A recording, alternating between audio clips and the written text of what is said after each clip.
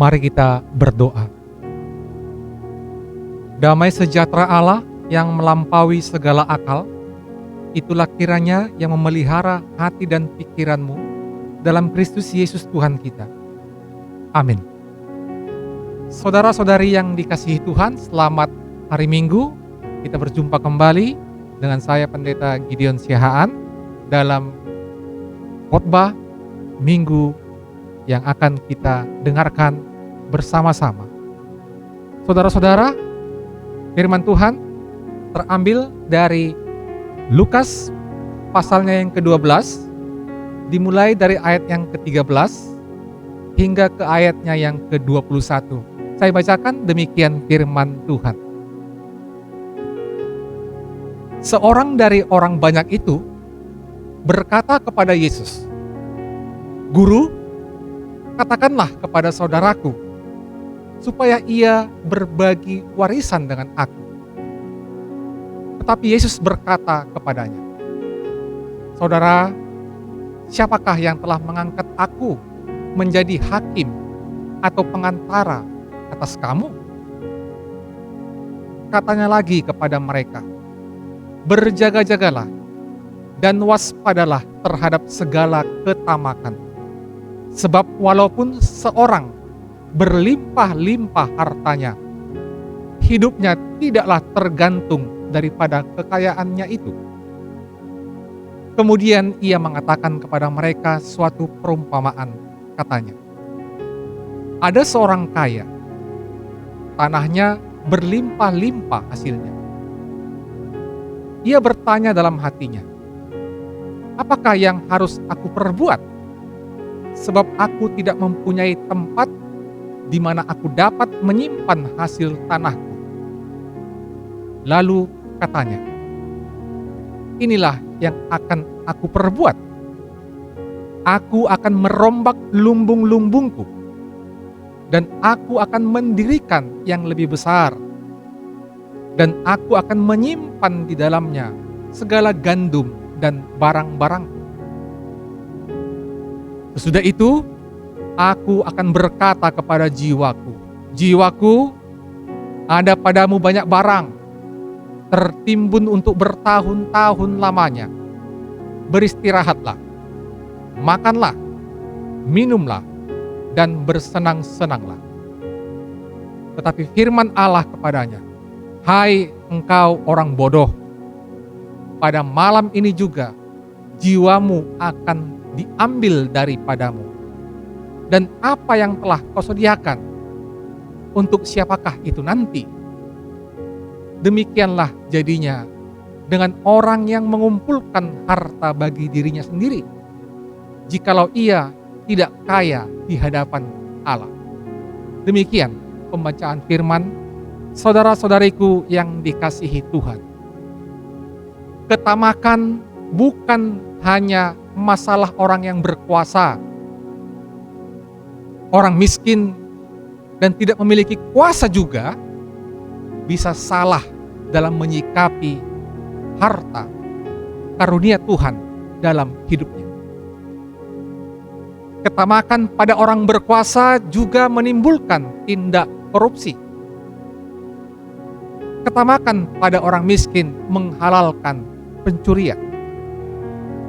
Semuanya didasari sikap hidup yang mengandalkan harta daripada percaya kepada Tuhan. Berlawanan dengan sikap hidup demikian, pada nats ini Tuhan Yesus mengajar orang beriman untuk percaya pada pemeliharaan Allah di dalam hidupnya. Saudaraku, tantangan Tuhan Yesus agar orang menjual segala milik dan memberikan sedekah. Ayat 33 adalah jawaban radikal agar bagaimana orang bisa lepas dari belenggu harta yang menghalangi orang mendapatkan kerajaan Allah yang kekal.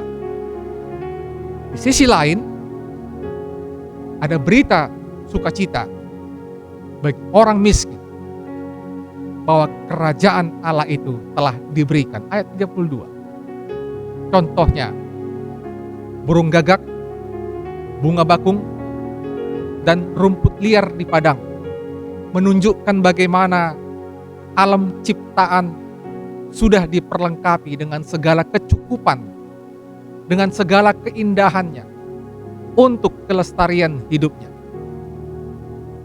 Tetapi ketamakan manusia yang menimbun kekayaan, menimbulkan distribusi yang tidak merata, ketidakadilan, ada iri hati, sekalipun dia kaya. Tapi Tuhan Yesus mengatakan, itu adalah orang bodoh. Orang yang mengandalkan hartanya. Orang yang percaya hidupnya akan panjang dengan bermodalkan harta yang melimpah. Dalam nats ini, kebodohan itu dinampakkan dalam masalah pembagian warisan. Dimulai dari ayat yang ke-13. Yang memperlihatkan adanya keinginan untuk memiliki lebih daripada yang dibutuhkan. Pesan ini terasa lebih berbicara pada zaman itu karena adanya ketimpangan sosial di antara orang miskin dan tertindas oleh penjajahan Romawi yang merupakan kelompok mayoritas, dan kalangan kaya yang berkolusi dengan penguasa dan agamawan. Melalui perumpamaan ini, ayat 16-21, Yesus ingin menyampaikan bahwa sebenarnya kepenuhan hidup manusia, kebahagiaan hidup manusia, damai sejahtera hidup manusia tidaklah terletak pada kelimpahan harta yang dimilikinya. Tidak tergantung pada kekayaan seseorang. Saudaraku, mereka yang menyandarkan kebahagiaan serta kepenuhan makna hidupnya pada kekayaan dan bukan kepada Tuhan, dikatakan adalah orang-orang bodoh. Kenapa? Karena pertama, kekayaan tidaklah memperpanjang umur seseorang, tetapi Tuhanlah yang menentukan umur seseorang itu panjang atau tidak. Tuhanlah yang menentukan dia hidup atau mati, bukan pada kekayaan. Walau kekayaan diperlukan manusia untuk hidup. Seperti ada ungkapan, untuk sesuatu memang butuh uang, tapi uang tidak bisa membeli segala sesuatu. Saudaraku, itulah bahwa uang bukanlah segalanya. Dan Tuhan mengatakan, umur panjang bukan ditentukan oleh kekayaan. Bagaimana bila Tuhan mengambil umurnya, mengatakan dia sudah selesai dari dunia, apa yang bisa dia perbuat? Bisakah diandalkan hartanya? Tidak sama sekali. Yang kedua, dengan demikian seseorang justru tidak menjadi kaya di hadapan Allah. Orang yang memiliki harta dalam hidupnya,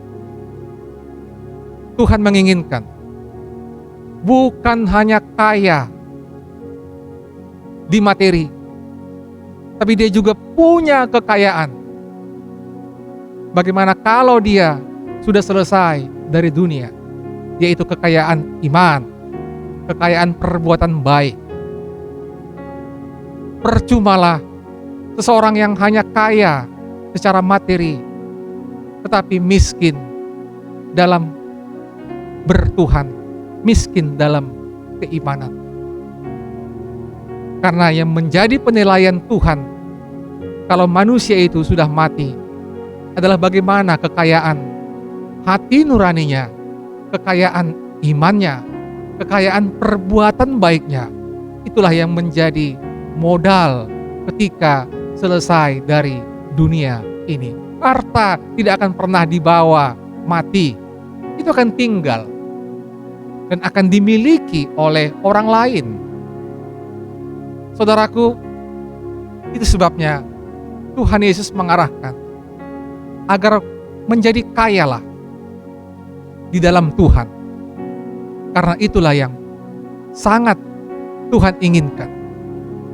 Kalau kita diberkati dengan materi, maka mari jadikan materi itu untuk memperkaya hasanah iman kita, sehingga kita menjadi kaya akan modal kita ketika kita sudah menyelesaikan tugas kita di dunia ini.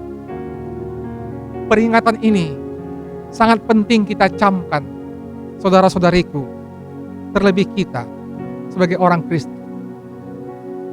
Karena sikap terhadap kekayaan seringkali justru menjadi batu sandungan bagi kesaksian kita sebagai murid Kristus. Dengan mengejar kekayaan, sering sekali itu menjadi penghambat kita menuju sorga. Janganlah kiranya dengan mencari materi, tapi melupakan tujuan akhir hidup kita. Karena hidup kita di dunia ini hanya sementara. Mari pakai apa yang Tuhan berikan itu untuk persiapan kita di hari yang akan datang. Dengan cara berorientasi hidup. Hidup yang mengandalkan Tuhan pasti akan membuahkan sikap hidup yang berlawanan dari sikap mengandalkan harta. Tuhan tahu bahwa kita memerlukan harta untuk hidup. Tetapi Tuhan menghendaki agar kita mencari Dia, mencari kerajaan Allah terlebih dahulu. Dikatakan, carilah dahulu kerajaan Allah dan kebenarannya, maka semuanya itu akan ditambahkan kepadamu. Orientasi hidup yang mendahulukan keamanan hidup pada harta dan bukan kepada Allah serta kerajaannya, itu disebut sebagai ketamakan dan kebodohan. Itu Tuhan yang mengatakannya. Oleh sebab itu, saudara-saudariku, mari kita renungkan. Jangan biarkan harta membodohi kita, tapi biarlah kemuliaan Tuhan melalui kehidupan dan pekerjaan kita menjadi tujuan utama ketika kita bangun pagi, tapi bukan untuk mencari kekayaan, karena kekayaan datangnya dari Tuhan. Kekayaan datang dari Tuhan akan berbuah dengan damai sejahtera. Dan kalau Tuhan berikan kekayaan kepadamu, kepada kita, mari pakai kekayaan itu untuk memperkaya kita secara hati, secara iman, secara pikiran di dalam Dia. Kiranya Tuhan Yesus memberkati Anda dan saya. Selamat hari Minggu. Amin. Kita berdoa. Tuhan Yesus, terima kasih jikalau Engkau memberikan kepada kami beragam karunia. Karunia apapun itu Tuhan yang Engkau berikan kepada kami, maka biarlah kami pakai karunia itu, biarlah kami pakai pemberian-Mu itu untuk mempersiapkan diri kami. Jikalau kami selesai dari dunia ini, jikalau hidup kami berakhir, kami tidak hanya hidup di dunia ini, tapi kami mau juga hidup di dalam kerajaan Allah. Supaya dalam masa hidup kami ini, apapun yang ada pada kami bersyukur kepadamu. Sehingga kami dengan bersyukur, maka jauhlah ketamakan. Tuhan Yesus, berkatilah para pekerja yang mencari kehidupan dimanapun mereka berada, dimanapun kami berada. Biarlah kami mengerjakannya dengan sukacita. Dan biarlah kami tetap berharap bahwa kehidupan, kekayaan, panjang umur itu ada dalam tangan Tuhan. Kalau kami diberikan berkat, maka biarlah berkat itu kami berbahagia dan memaknai berkat itu untuk menjadi berkat, untuk melakukan yang baik, untuk hidup di dalam Tuhan, sehingga hidup kami berarti, hidup pada saat ini, dan juga nanti kami akan hidup bersama-sama dengan Tuhan. Terima kasih ya Tuhan Yesus. Segala sesuatunya kami serahkan hanya ke dalam tangan-Mu.